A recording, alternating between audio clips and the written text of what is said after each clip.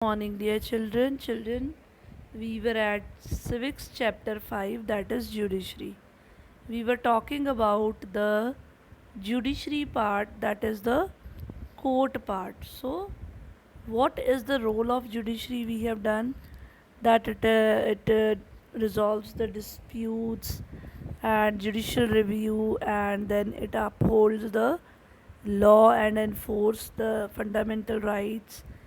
Then we have discussed what is an independent judiciary. Fine, is it independent or it comes under anyone's influence? So we talked about that.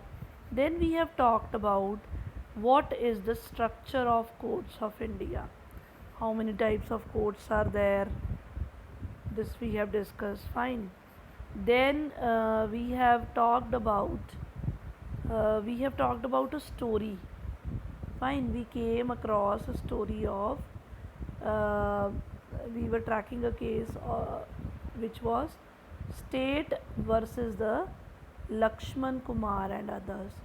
So we have talked about that how if a person is not satisfied with the lower court, it can the person can go to the high court. Still if the person is not satisfied, can appeal in the Supreme Court. Fine. Now, children, we are going to do what are the different branches of the legal system. So, we have just read the story of a dowry death. Fine. Now, uh, in the dowry death falls within what is considered as the crime against society. So these type of cases, they are considered as the crime against the society and is a violation of criminal law. So it comes, this type of crime comes under the criminal law. In addition to the criminal law, children, the legal system also deals with the civil law. So our legal system is dealing with the criminal law as well as the civil law cases. Fine. Now if you talk about chapter 4, you have read that how a new civil law was passed in 2006. For what it was passed, children? It was against the domestic violation. Fine. So what was that case? That case was a civil law. Fine. Now we will see the differentiation between the criminal law and the civil law. It's very important.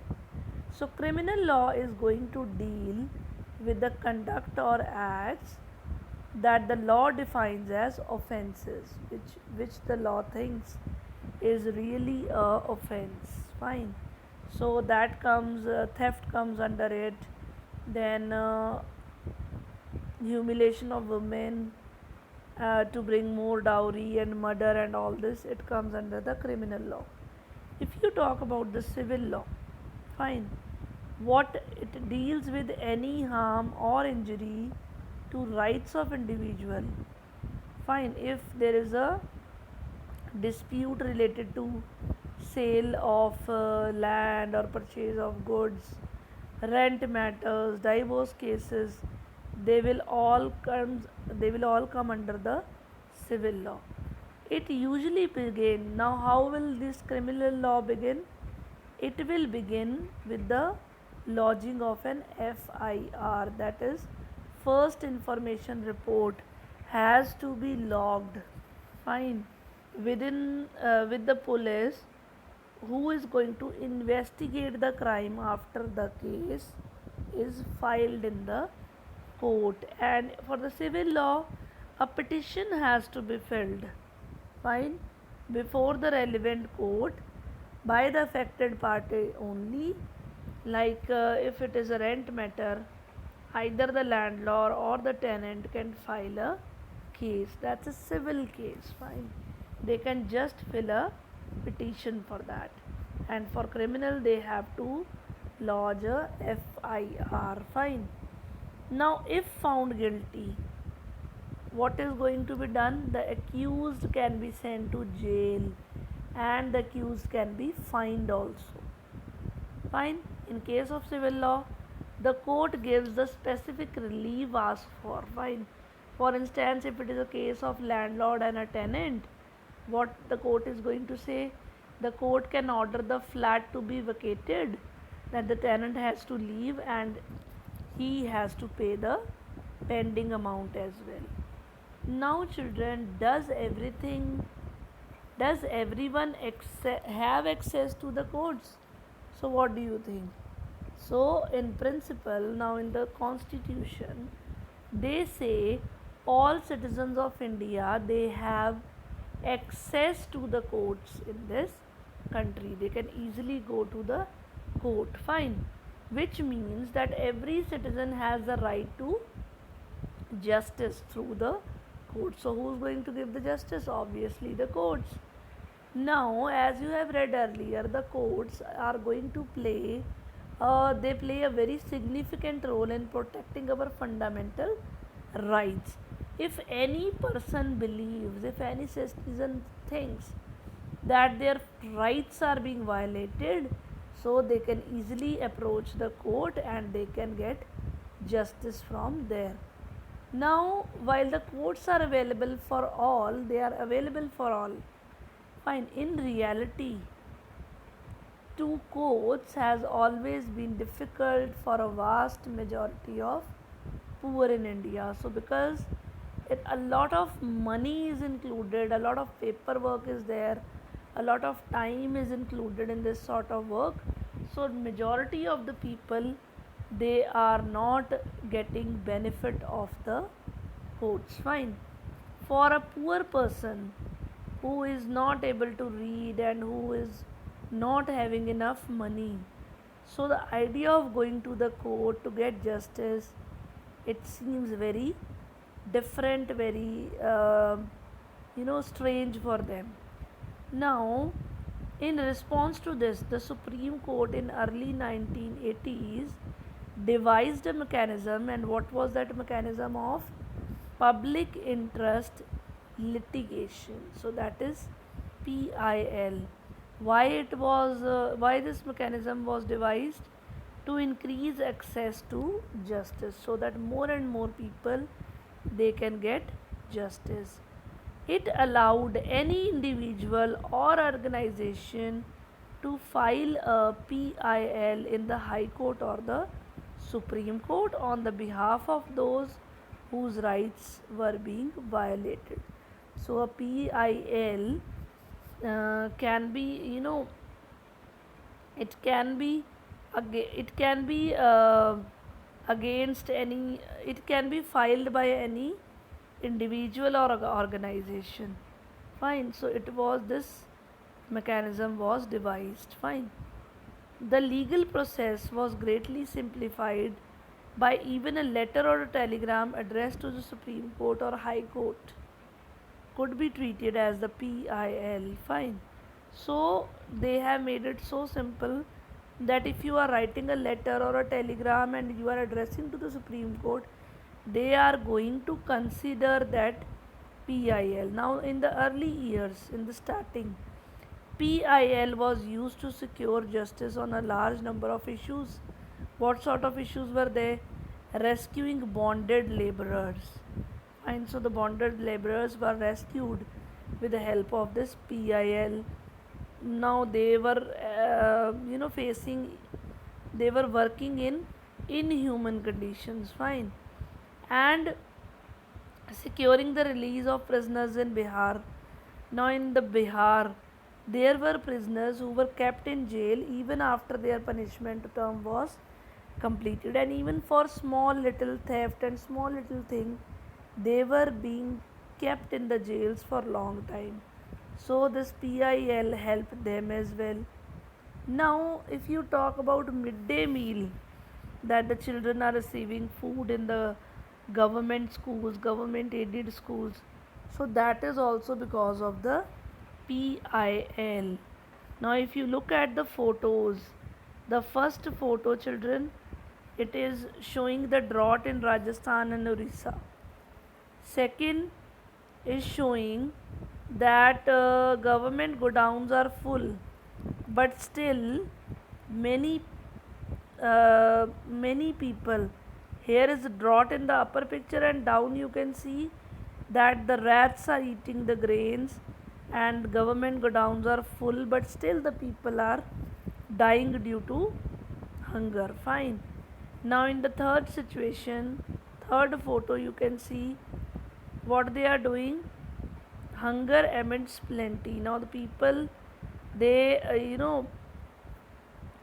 they all liberated together and they filed a PIL that how can it be good that at one side people are dying due to hunger and on the other side there are a lot of godowns of the government.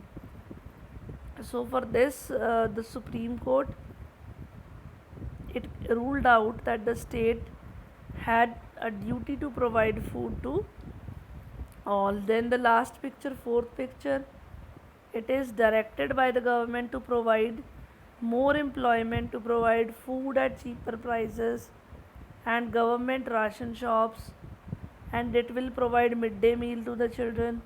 So it also appointed two food commissioners to report the implementation of the government scheme. So this PIL was helping out in one or the other way. Now for the common person, now access to the courts is access to justice. If they will reach there, they will get justice. The courts exercise a crucial role in interpreting the fundamental rights of citizens, and as you saw in the above case, the courts interpreted Article 21 of the Constitution on the right to life, that include to right to food as well. So they therefore are going to order the state to take certain steps to provide food, including the midday meal scheme. Fine. Now, however, children, there are also court judgments that people believe work against the best interest of the common people. Sometimes their judgment, they go against the common person. Fine. For example, activists who work on issue concerning the right to shelter and housing for the poor believe that recent judgments on evictions are far cry from the earlier judgments. Fine. So it is not good. While recent judgments tend to view that the slum dwellers always encroachers in the city, earlier judgment like 1985 Ogla Telis versus Bombay Municipal Corporation has tried to protect the livelihoods of the slum dwellers. Now, if you talk about the slum dwellers, or if you talk about the people who are sleeping on the footpaths, so we say that the municipal committee has to clear them up. But if you talk about their livelihood, so the court has to keep certain things in mind. Now the judgment of Ogla Teles versus Bombay Municipal Corporation, it established the right to livelihood as a part of right to life. Fine. Now see what happens. Now the judges, they link the issue to the right to life of that of right to livelihood. Fine. So Article 21 is wide and far reaching. Life means something that is more than mere animal existence, and it does not merely that life cannot be extinguished or taken away. For example, if you talk about imposition and execution of death sentence, except according to the procedure established by the law, this is but the aspect of right to life. So this way, children, if you see another issue that affects the common person's access to justice is the inordinating long numbers of years that court takes to hear a case. So a lot of time is taken to hear a case. So that is also a negative part. The phrase justice delayed in justice denied is often used to characterize the extended time period of the court stay. Now, if you talk about the Supreme Court sanction strength, working strength, and vacancies, you will see a lot of vacancies are still pending. So, however, if they are going to fill these seats, so we think that the cases are going to be solved soon.